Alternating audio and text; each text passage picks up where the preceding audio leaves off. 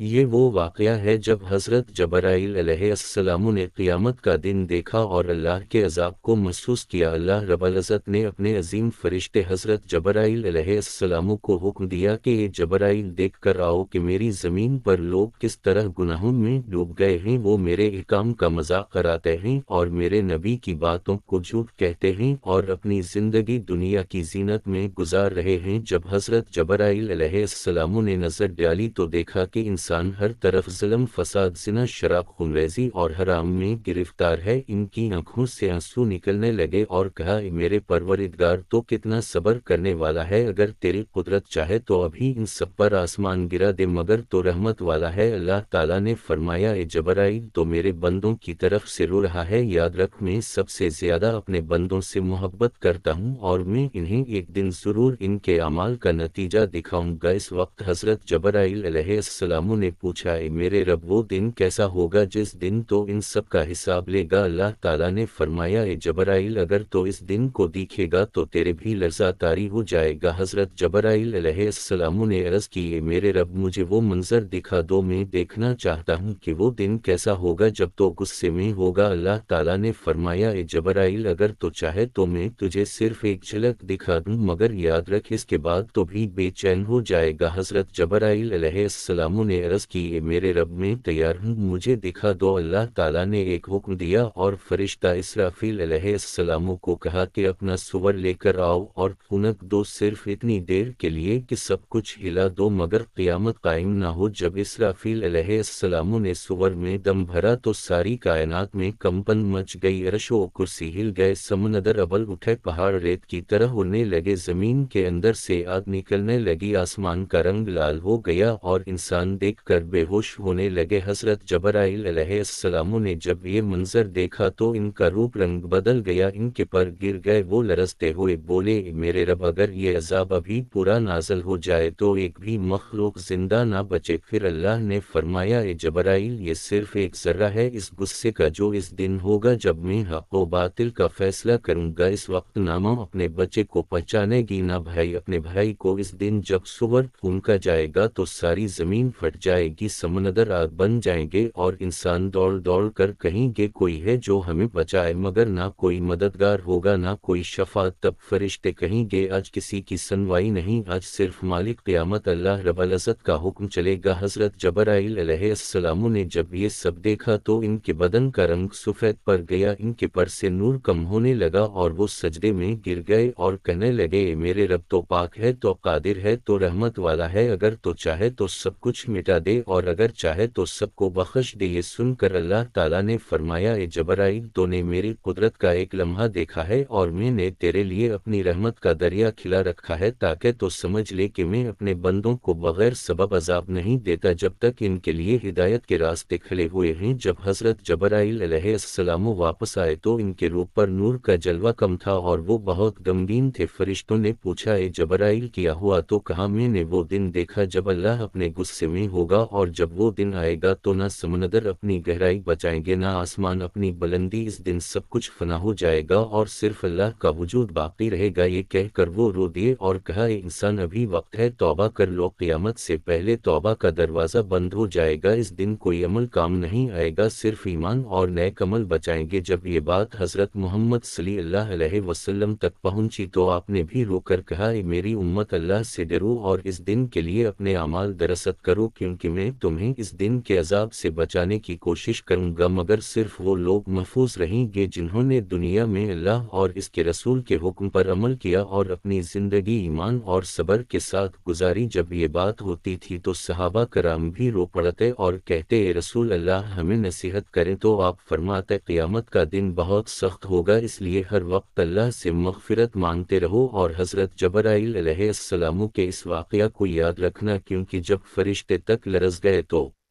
انسان کہاں بچ سکتا ہے اگر وہ گناہ پر قائم رہے۔ اس لیے اے مومنو، اللہ کے حضور سجدہ کرو، اس کے حکم پر عمل کرو اور اس دن کے لیے اپنے دل کو پاک رکھو تاکہ جب سور پھونکا جائے تو فرشتے تمہیں سلام کہیں اور تمہیں جنت کا راستہ دکھائیں۔ یہی وہ واقعہ تھا جب حضرت جبرائیل علیہ السلام نے قیامت کا منظر دیکھا اور سمجھا کہ اللہ کا عذاب کس قدر سخت اور اس کی رحمت کس قدر عظیم ہے۔